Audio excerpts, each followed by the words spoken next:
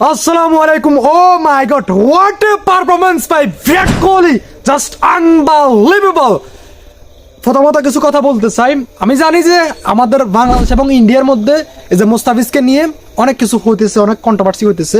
আজকে কথাগুলো বলার পরে হয়তো বা আমার বাংলাদেশের অনেক প্রিয় মানুষরা হয়তো বা অনেক কষ্ট পাবে এবং ইন্ডিয়ার হয়তো বা অনেকেই মনে করবে যে আমি অনেক ভালো, বাট আমার দিক থেকে আমি একদম সলিড থাকতে চাই। দেখেন ভাই, আমি অ্যাজ এ ক্রিকেট লাভার হিসেবে আমি আমার জায়গায় থাকতে চাই। আমি জানি না আসলে বিরাট কোহলি কোন দেশের কোন জায়গা থেকে খেলতেছে।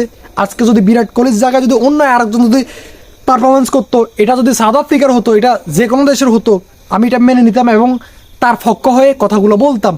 বিরাট কোহলি মানে কি এক প্লেয়ার, ও মাই গড। তার লাস্ট 5টা ইনিংস 81 বলে 74 রান, নট আউট 120 বলে 135 রান, 92 বলে 102 রান, 43 বলে 65 রান, নট আউট, লাস্ট 91 বলে 93 রান করে আজকে আউট হয়ে গেল। কষ্টদায়ক ব্যাপার হলো আর 60টা রান হলে আজকে আরো একটা সেঞ্চুরি পেয়ে 54তম সেঞ্চুরি দেখা পেয়ে যেত ওডিআই ক্রিকেটে। আপনি দেখলে তাকে বলতে পারবেন না যে সে এখন কোন বিরাট কোহলি, চিনতে পারবেন না আপনি তাকে।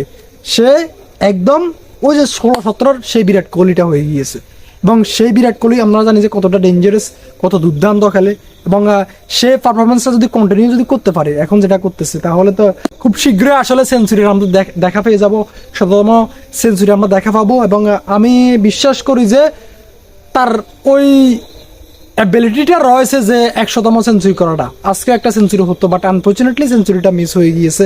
দেখেন, এটা ক্রিকেট, এখানে যে কোনো কিছু হতে পারে, বাট আজকের ইনিংসটা দুর্দান্ত ছিল, 91 বলে 93 রানের মতো। সো আমি মনে করি যে ক্রিকেট লাভার হিসেবে এটা আসলে অনেক কষ্টদায়ক। আমার নিজেরও আসলে মনটা ভেঙে গিয়েছে এটা দেখে যে আসলে সেঞ্চুরিটা হইলো না। আমরা সবাই আসলে ক্রিকেট লাভার যারা সবাই অপেক্ষা করি যে কখন আসলে তার 100তম সেঞ্চুরিটা আমরা দেখতে পাবো। তো আসলে সবকিছু দলমত নির্বিশেষে আমরা ক্রিকেট লাভার। এখানে কিছু তৃতীয় পক্ষ, থার্ড পার্সন এসে পলিটিক্স অ্যাড করে কিছু এবং কি বাংলাদেশের কিছু কার্যক্রমের কারণে আসলে আমরা আসলে ক্রিকেটটাকে একদম মানে অন্যরকম ভাবে এখন দেখতেছি, যেটা আসলে একদমই আমি মনে করি না যে সুন্দর।